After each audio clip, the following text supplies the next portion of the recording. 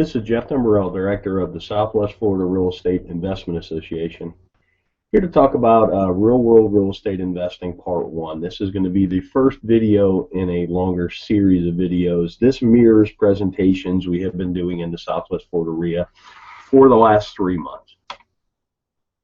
Disclosure, we're sharing our own experiences and knowledge with you. Please do your own due diligence before utilizing anything here. This is not to be construed as investment advice, and you should seek competent counsel before trying this at home.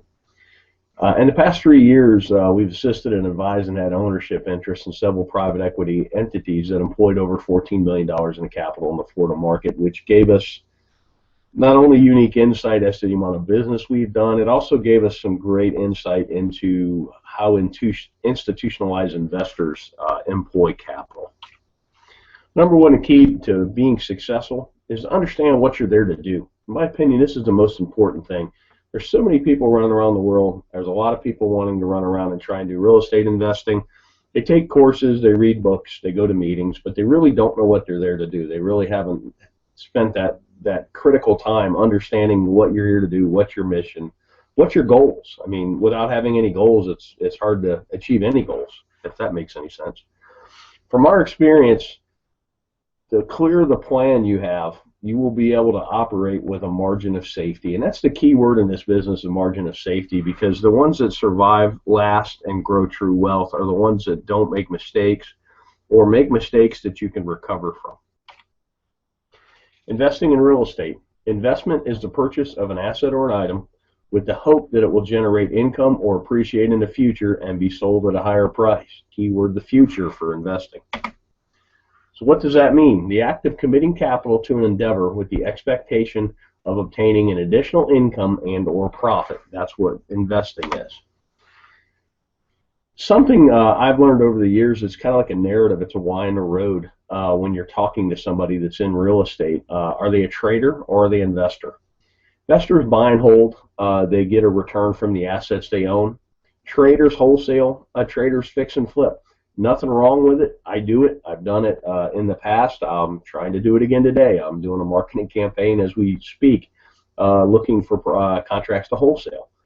With that said, it's two different narratives and even two different valuation processes, investor versus trader. You need to recognize the difference between the two. Basic questions for an investor. How much capital are you employing? What's your desired rate of return? When are you going to need this capital back?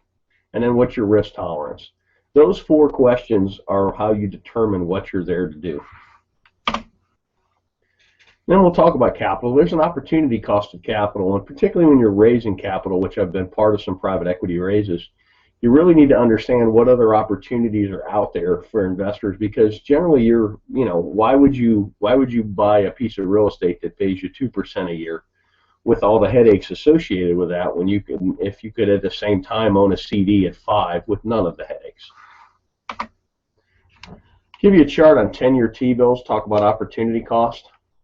You can really see the recession, the Lehman Brothers crash really killed yields, but it's killed yields no matter what. I mean, pretty much at the time I'm talking about this, yields for a 10-year T-bill are bouncing between 2.6 and 2.8%. That's a terrible yield, particularly with the amount of money they're printing. Then you go back 10 years, and this is why investment real estate has become so popular, because it's one of the few places you can get a yield. Here's CD rates from 1984 on, and if you notice, about early 2000s, everybody got excited about real estate, and that's because the CD rates of return just continued to go down. So right now, my God, on a 1-year CD, you're getting not even 1%. That makes real estate attractive, and that's something to watch as well.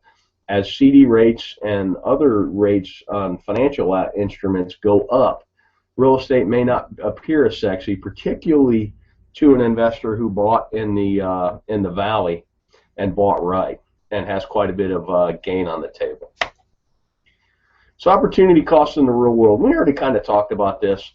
Most investors we know are looking for at least 6% a year. I know guys that are even looking for 15, and that's a cash on cash, not an internal rate of return. That would be a whole nother video that could be a whole day's worth, understanding the difference between the two. But what here I'm talking about is a yearly cash on cash return. And you got to be mindful of unrealistic expectations. I've seen people that have pitched 30% returns, and I've seen investors that are looking for 30% returns. And it's really hard to do. There's a lot of randomness and a lot of happenstance, and you're going to lose a lot more than you're going to win when you're dialing up those kind of deals. Unrealistic returns can lead to bad decision making because you seem to be chasing the golden goose instead of chasing a stable investment that pays you to own it. Let's talk about risk tolerance. These are two great quotes by Warren Buffett. And the risk tolerance is really age dependent and your financial situation dependent as well. But here's a great quote. Look at the market fluctuations as your friend rather than your enemy. Profit from folly rather than participate in it. And that's most real estate investors. You're supposed to be a contrarian. I kind of put the world in, you're either a salmon or you're a lemming. You're either running with the crowd or you're running against the crowd. And here's another great one. The main danger is that the timid or beginning investor will enter the market at a time of extreme exuberance and then become disillusioned when the paper losses occur. The key is to not panic and do math-based risk assessments and then math-based evaluations and then sit down and decide what you're doing. You could have bought a home in Cape Coral, Florida at the height of the market at 320 and paid cash, held it all the way through the crash, and still got a better rate of return than CDs, and it's a terrible investment because your basis is so high. Or if you trade it out, you would literally be losing money. But it's sad but you actually would have outperformed the CD, and that's kind of a interesting thing. We did some case studies of people that had bought at the top and had they held and if they had mortgages, and I think that video is on our YouTube channel as well. Thanks for watching. You can always check out our website at swflreia.com. There should be a link at the bottom of this video.